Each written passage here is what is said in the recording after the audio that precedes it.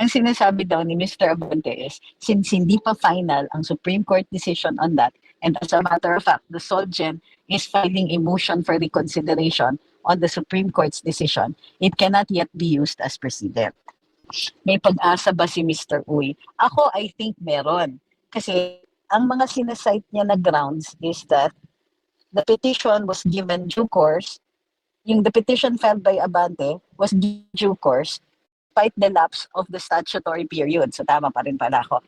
They filed it late. Sina Abante filed it beyond the period that they could file this petition.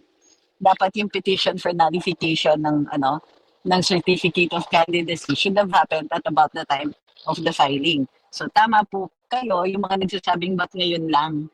Pero it's based on the filing of the certificate of candidacy and based on the actual citizenship case.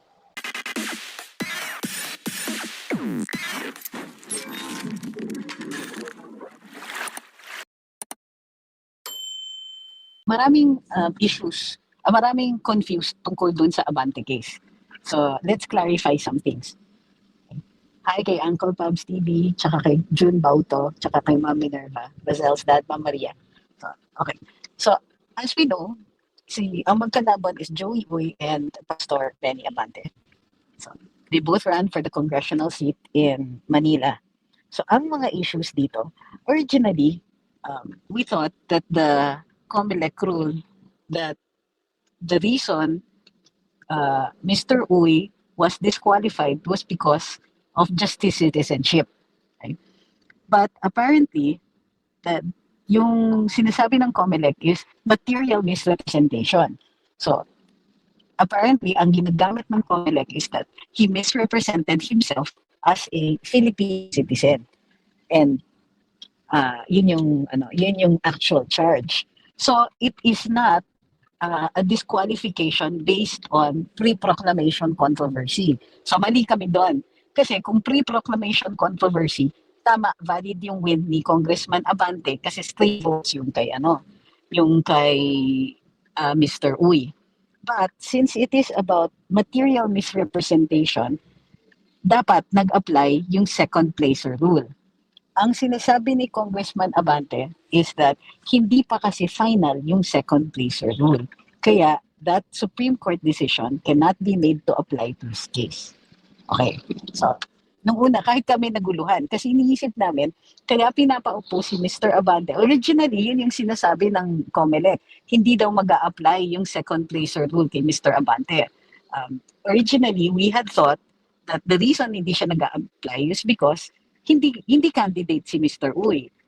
And Mr. Uy cannot be a candidate because he's not a citizen. So if it goes into the qualifications of the candidacy, dapat yan final before proclamation. But apparently, hindi ito pre-proclamation controversy. Meaning, dapat nag-apply yung second placer rule. Unfortunately, hindi pa daw siya nagiging final.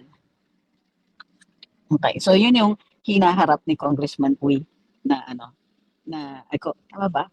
Na suliranin, kumbaga. So, ulitin ko ha, ang issue here is whether or not mag-a-apply yung second placer rule at ano yung ibang issues. So, kaya si Mr. Uy dinidisqualify is because allegedly hindi siya Filipino citizen. Pero final yata yung case after nag-start na ang elections or beyond the cut-off period. So, dapat siya since hindi na siya pre-proclamation controversy. No, wait. Mali. Sorry. Erase. The point here is, ang sinasabi is that Mr. Uy made material misrepresentations in his certificate of candidacy. Tama kayo pag sinasabi ninyo, bakit ngayon lang nila china-challenge yan? Because it could have been challenged before. This is not his first rodeo. So, but the question was, when did they actually file this petition? It's a petition for nullification. Okay. So the petition filed by Congressman Abante was a petition for nullification of the certificate of candidacy of Mr. Uy. Okay. It's not a pre-proclamation controversy. So tama ako doon. Because it is a petition for nullification, dapat, and it was filed later, dapat nag-apply yung second placer rule. Ang sinasabi ni Mr. Abante is that, ayun, tama. Ang sinasabi daw ni Mr. Abante is, since hindi pa final ang Supreme Court decision on that, and as a matter of fact, the Solgen is filing a motion for reconsideration on the Supreme Court's decision, it cannot yet be used as precedent.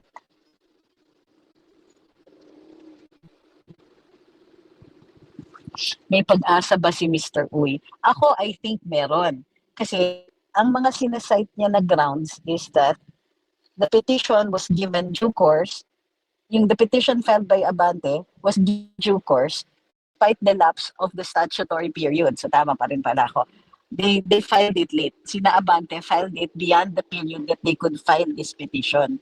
Dapat yung petition for nullification ng certificate of candidacy should have happened at about the time of the filing. So tama po kayo, yung mga nagsasabing ba't ngayon lang. Pero it's based on the filing of the certificate of candidacy and based on the actual citizenship case. Alam ko medyo magulo. Pero yung argument ni Congressman Abante, maganda din. Kasi nga, hindi pa final yung decision ng Supreme Court. But they can also rely on other decisions that are similar to that.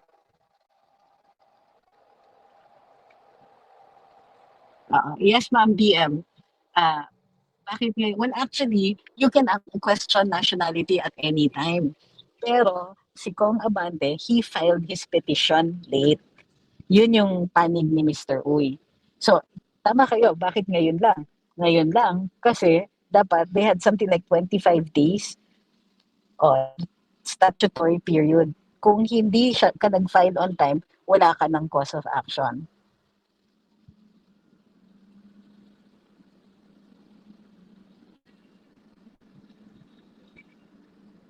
Tama si Kai, sabi niya, material misrepresentation, di po ba yung case involving moral turpitude si Tulfo? Kaso parang meron po, di ba?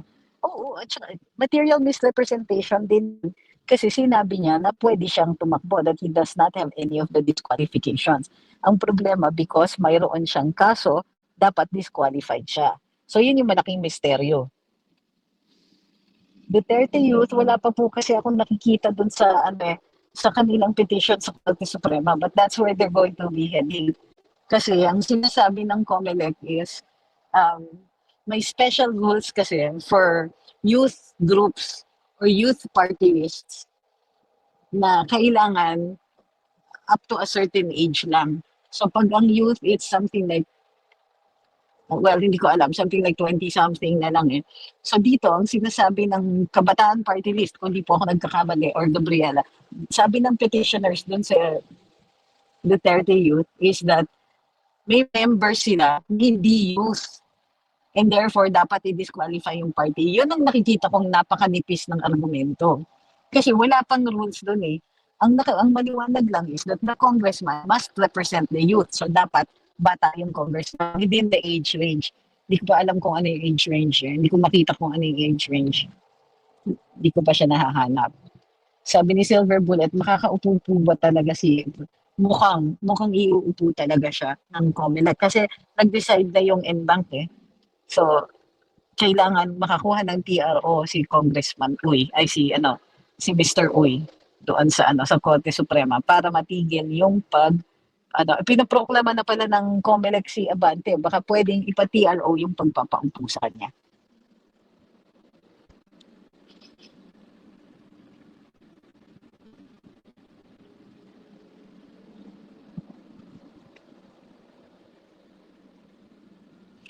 Sabi ni Ma'am Jocelyn, na-proclaim si Uy. Opo, ninalify po yung kanyang proclamation based on the nullification of his certificate of candidacy based on his citizenship. So, yun po nakalagay doon. The NBank noted that as the second division ruled that Uy made a false declaration in his COC, which constitutes a material misrepresentation under Section 678 of the Omnibus Election Code.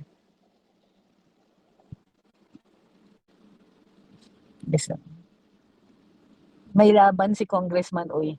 May laban siya. Manipis yung kaso dito eh. Constitutes material. This statement did not transform the nature of the petition into one. Ay, decide questions. Grabe, malala talaga yung ano. Okay, ganito.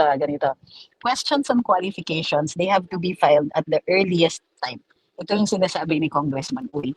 So, ang nangyari is, yung second division ng COMELEC, nag-rule sila na may material misrepresentation. So, umakyat doon sa NBank. Sabi ng NBank, this is not a petition for for nullification based on material misrepresentation. This is a pre-proclamation controversy because it goes into the qualifications of the tama pala ko. It goes into the qualifications of the candidate. So even the COMELEC nagbago-bago ng decision, kaya pala ang daming naguluhan. So ulitin ko, nag-rule yung second division. Ang sabi ng second division, material misrepresentation. Kasi nga, the petition was filed after the 25-day period. Now, sabi naman ng NBank, hindi naman ito petition for nullification based on material misrepresentation. Ito po ay nullification ng proclamation niya and COC because of his lack of qualifications. Qualification being citizenship. Okay, so anong mangyayari? So si Uy has to go to a higher court and get a TRO. Sabi ni Dominic, wala pang TRO. Si Uy, sumuko na ba siya? Hindi po ganun kadali mag-file. May 15 days siya para mag-file ng kanyang either petition for petition for certiorari, pwede pa more, he has even more time. Pero kung appeal on certiorari ang i-file niya, he has 15 days. So kahit wala yan ngayon, it doesn't mean na later on hindi magkakaroon yan later on. Bukod pa dyan, yung naalala nyo, yung sa Supreme Court, yung second case, the second rule, nag-file ng motion for reconsideration ang Solgen. And therefore, that decision is not yet final. So, hindi pa apply yung ruling. O, ayan na. Sabi ni Bravo, TRO news. Now, the court can act immediately within 3 days, parang ganyan. Pwedeng ilabas na yung TRO. But the court can also decide to bring out the TRO at a later time.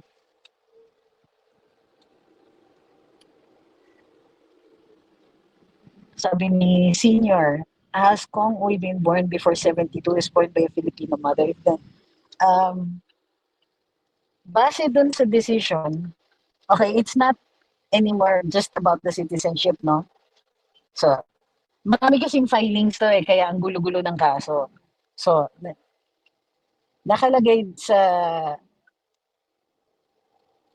ayan. Ayan.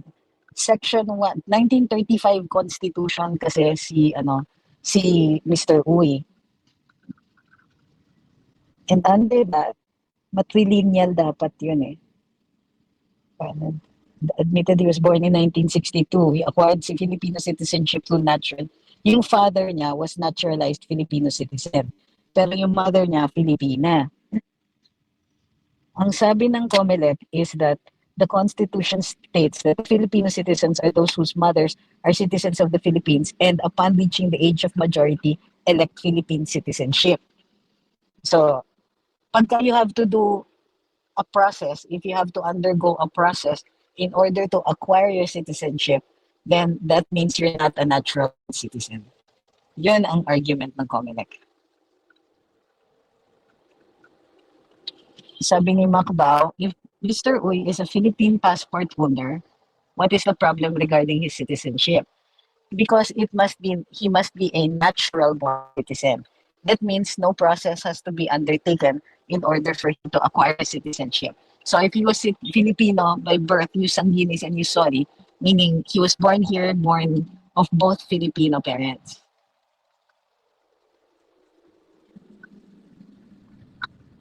Sabi ni Pedi, sa mga paliwanag niyo po kami nagkakaroon ng pag-asa na wag sana makaupo si Abante. It gets more and more difficult the higher up you go in the ladder. So dito, ang weird talaga ng COMELEC. So nag-start yan, nag-file ng petition sa second division. Then sa second division, ang final is nullification of the certificate of candidacy based on citizenship. Pero that was filed after the period allowed to file it. So, umakyat ngayon sa NBank, sabi ng NBank, kahit na kahit na may nullification ng citizenship, it doesn't necessarily mean yun yung basis for the disqualification. So, material misrepresentation yun. So, ang sinabi ng NBank, it's based on his citizenship, not on the material disqualification. Material misrepresentation. Let's simplify it pa further kasi magulo pa talaga eh. So, filing ng certificate of candidacy. Okay. Tapos, natapos yung period to challenge that. Nag-file na lang sila ng petition for nullification of COC based on material misrepresentation. Nagsinungaling daw siya. Hindi naman, according to Mr. Uy, hindi naman siya nagsinungaling. So, umakit yan sa NBank. Sabi ng NBank, hindi siya petition for nullification of COC based on material misrepresentation. Ito ay nullification ng kanyang candidacy based on a lack of qualifications. Pag lack of qualifications,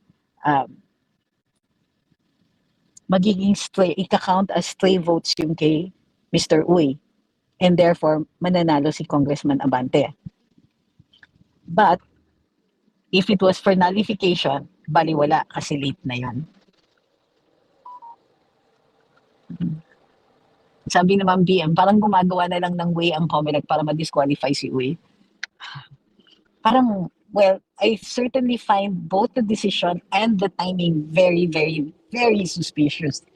Kasi nga naman, nanalo na nga siya, tapos, this is not a technicality. Kasi ang COMELEC yung nagbago ng characterization ng kaso para makasiguro na papasok ito doon sa period for filing. Dito sa election cases kasi, pagka hindi ka nag-file on time, tapos na, wala ka ng cause of action, hindi ka na pwedeng umangal. Pero dito, para makapasok, para mabigay yung decision na ganito, kailangan nilang sabihin na hindi ito base dun sa sa citizenship o sa material misrepresentation. Tungkol ito dun sa lack of qualifications. Ay nako.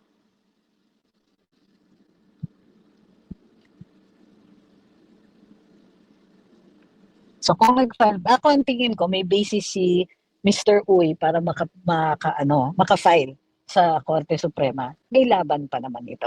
Kasi nga it's the COMELEC decision that makes you wonder. So importante na masettle kagad yung issue. Kasi yung sinasabi ni Mr. Uy din is that kung sakasakali, hindi rin naman dapat si Mr. Abante ang uupo. Even assuming na tama na ma-disqualify siya, hindi dapat si Mr. Abante, dapat special elections. So, sabi naman ni Mr. Abante, hindi pa final yung Supreme Court ruling dun sa second placer. So, yun.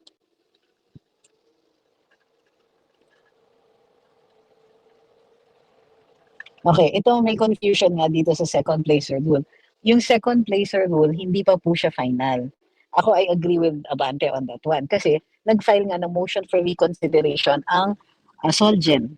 At ang sinasabi ng Solgen is that hindi dapat mag-apply doon sa mga Dadato case yung second placer rule na sinasabi.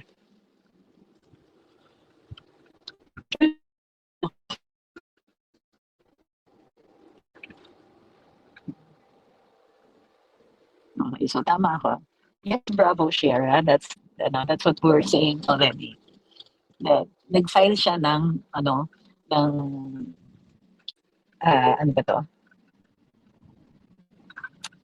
Ano yung cause of action? Hindi preliminary injunction. Ano yung cause of action? Basta in addition to asking for a writ of preliminary injunction and TRO, ano yung cause of a prohibition o certiorari? Certiorari yan. Certiorari with prayer for issuance of temporary restraining order plus the issuance of a writ of preliminary injunction is your TRO. Plus status quo ante. Okay. Please wag niyo akong kukuyugin when you don't like what I'm saying. Tapos yung mga bakit po si Tulfo today siguro mga 10 beses ko na po yan sinagot. So, bakit si Sylvester nakaupo? Kasi nga, walang nag-file ng kaso, hindi kinwestiyon, or um, may nag-file, pero hindi niresolba ng COMELEC, mas tama ito, may nag-file, hindi niresolba ng COMELEC, nung natapos ang eleksyon, sabi ng COMELEC, doon niya na po i-file sa HRET. Bukas pa Yung yung anim na kainan niya. O, dyan na tayo sa ano. ano yung nakainan? Yung anim kainan dapat natin. Oo. Now? Dapat natin kahapon. Yeah, bukas siya now.